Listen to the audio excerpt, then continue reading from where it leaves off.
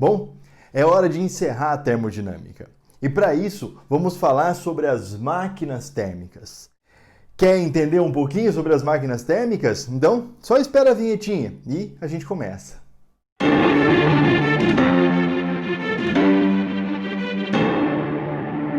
Na aula de hoje, você vai entender o que eu fiz naquela primeira aula. Lembra daquela primeira aula sobre a turbina a vapor, uma aula introdutória? Então, naquela primeira aula, vamos ver se você lembra, a gente tinha uma fonte de calor, tá certo? Então, tinha uma fonte quente, aí ele girava uma turbina e depois esse calor se dissipava na fonte fria. Parte desse calor se dissipava na fonte fria. Bom, agora vamos entender o que é uma máquina térmica. Então, uma máquina térmica é uma máquina que opera em ciclos entre uma fonte quente e uma fonte fria. Então, a máquina térmica ou o motor transformam energia térmica em energia mecânica. Um ponto é que, como ela está diante da fonte fria, parte desse calor se perde. Então, olha só, nós temos aqui uma fonte quente. Fonte quente, nós utilizamos T1 ou TQ, tá bom? T1, temperatura da fonte quente. Essa fonte quente, então, vai fornecer um calor Q1. Parte desse calor vai virar trabalho. E aí essa máquina está ligada em alguma coisa. Porém, enfim, a máquina tem que estar ligada a uma fonte fria de temperatura T2. Essa fonte fria vai consumir uma quantidade de calor Q2. Então nós temos, olha só, que a quantidade de calor recebida pela máquina é parcialmente transformada em trabalho e parcialmente cedida à fonte fria. Então, o que nós temos? Nós temos que Q1 é trabalho mais Q2. Calor recebido da fonte quente e calor cedido à fonte fria. Quantidade de energia térmica transformada em energia mecânica. Ótimo! O que é muito importante para nós? Muitas vezes não é importante a energia que ele pega ou a energia que ele transforma. É muito importante que nós tenhamos um bom rendimento disso. Então, olha só, energia total, energia útil. Você lembra o que é rendimento? Ah, Virgílio, rendimento você fala sempre para a gente. É útil sobre total. Muitas vezes multiplicado por 100% para ficar em porcentagem. Quem é útil? Ah, professor, o útil é o trabalho. E quem é o total? É o Q1. E isso também pode ser colocado como 100% menos a parcela que perde. Q2 sobre Q1. Quando eu analiso todas as máquinas, elas sempre operam em ciclos. Entre a fonte quente e a fonte fria, então entre duas fontes de calor. Então essas fontes são T1 e T2. Beleza, então ela sai de um ponto A e volta para esse mesmo ponto A. Olha só, ela sai de um ponto A e volta a esse ponto A. Então vamos lembrar que uma máquina térmica tem uma variação de energia interna final zero. Ela tem que sair de um ponto e voltar no mesmo ponto, sair de uma temperatura e voltar até a mesma temperatura. Lembra disso? Bom, show de bola. Várias máquinas térmicas foram criadas. Várias. O problema estava aqui, ó. O rendimento de uma máquina térmica era muito baixo. A gente sabia disso, mas essas máquinas foram sendo aperfeiçoadas. Até que o Kelvin William Thomson conseguiu estabelecer que não havia meios de você transformar integralmente energia térmica em trabalho. Esse é um dos enunciados da segunda lei da termodinâmica. É impossível converter integralmente calor em trabalho a partir de uma máquina térmica. Bom, o Kelvin ele vai estabelecer isso depois que ele tem contato com o ciclo de Carnot. O ciclo de Carnot é um ciclo teórico, presta atenção, teórico, tá? Quase todas as máquinas hoje são feitas com referência em Carnot, para ficar muito próximas de Carnot. Mas não ficam iguais, tá? O ciclo de Carnot é um ciclo teórico para a máquina de máximo rendimento possível entre as fontes quente e fria. Bom, o Kelvin precisava estabelecer isso e precisava montar essa parte. Aí vamos estudar a máquina de Carnot. Olha só, o ciclo de Carnot ele opera entre o ponto A e o ponto B em uma isoterma. Tudo bem? Ó, lembra que essa curva aqui é uma isoterma. Então a gente tem essa transformação aqui, de A para B. De B para C, nós temos uma transformação adiabática. Eu sei que você sabe o que é, mas eu vou te lembrar. Adiabática é sem troca de calor, tá? Então, sem variação de temperatura, sem troca de calor. Aí daqui ele vai para o ponto D.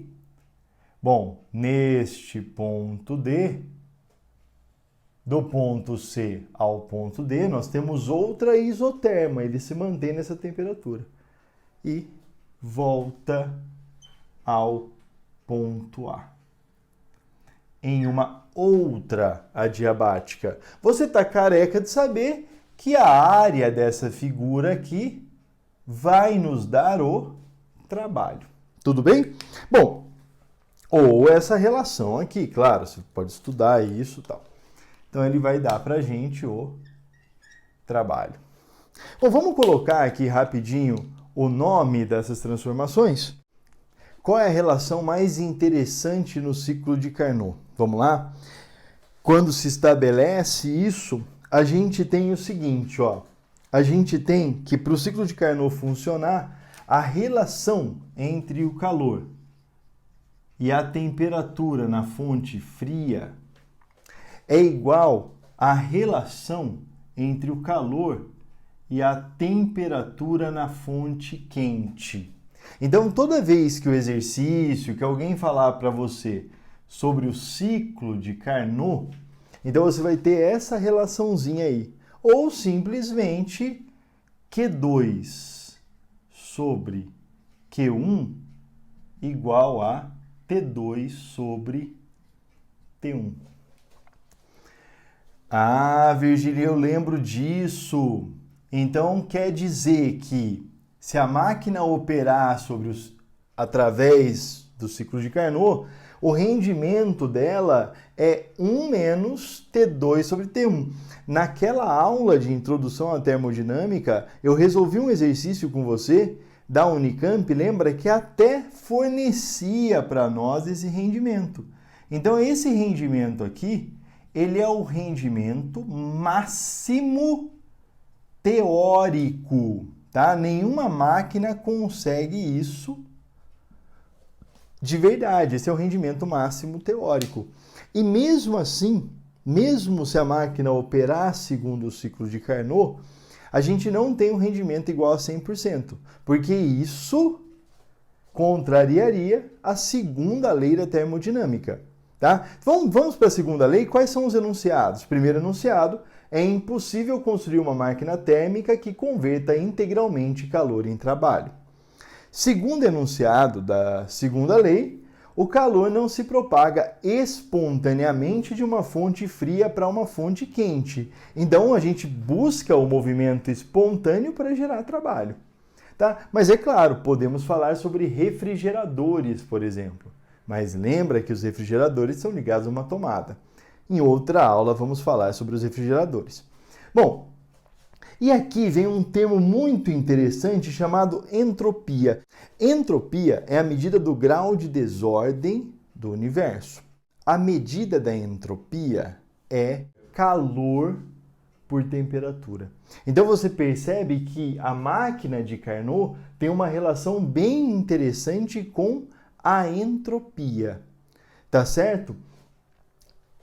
Outro ponto importante, Kelvin, ele estabelece que é impossível construir uma máquina térmica a partir de sua escala termométrica. Lembra da escala Kelvin? A escala Kelvin, ela é uma escala somente positiva, onde o zero jamais foi atingido. Então, o zero absoluto não é atingido. Se eu te perguntar qual é a única condição para a máquina ter rendimento 100%, e você pegar e olhar para essa fórmula, você vai ver que a única condição é se a temperatura da fonte fria for 0 Kelvin. Bom, não dá para ter, então a gente não tem isso. Vamos fazer um exercício disso aqui para você ver como é que é? Vamos lá.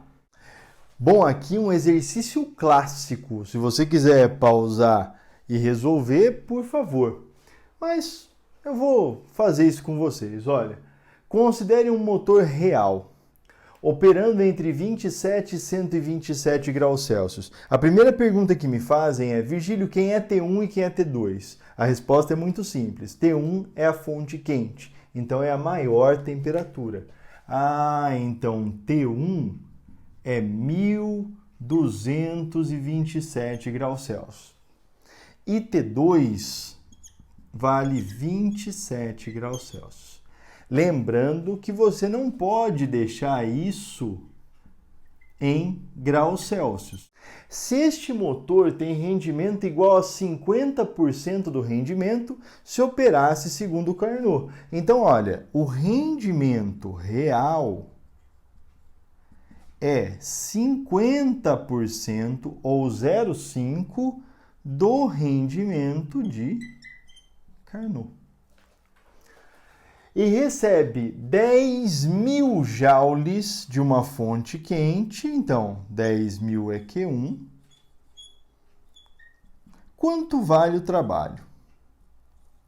Bom, a gente não tem o Q2, tá certo? O que a gente tem? A gente tem T1 e T2. Então, o primeiro ponto é você descobrir o rendimento segundo Carnot. Então, vamos lá, ó, vamos fazer, ó. Segundo Carnot,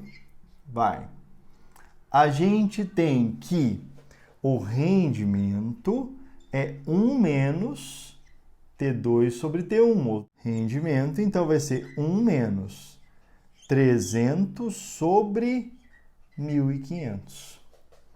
Ah, então a gente tem 1 menos, ó, 3 dividido por 15, 0,2. Nossa, Virgílio, o rendimento de Carnot, então, é 0,8. A máquina real, olha só, a máquina real possui um rendimento que é 50% do rendimento de Carnot. Ah, então a máquina real é 0,5 vezes 0,8, é metade, né? Então a máquina real é 0,4. Você vai descobrir agora o trabalho. O que você lembra? Que rendimento é trabalho sobre Q1. Virgílio, que rendimento que eu vou colocar aí? Ah, esse aqui é o trabalho. E aqui é o calor que ele realmente recebe. Então, esse rendimento aqui é o real. Então, vai ser 0,4 é igual a trabalho sobre 10.000. Então, o trabalho vale 4.000 joules. Beleza? Os exercícios com números quase sempre não escapam disso, tá certo? Então, eles quase nunca vão escapar desse negócio aqui, tá? Agora, o que aparece bastante são exercícios teóricos, de múltipla escolha teóricos, de VOF, para você lembrar da segunda lei da termodinâmica, do que é entropia, enfim. Mas nós vamos continuar falando sobre máquinas térmicas. Acredito que a próxima aula seja um motor de carro, o ciclo de Otto, mas é a próxima. Até mais. Tchau, tchau.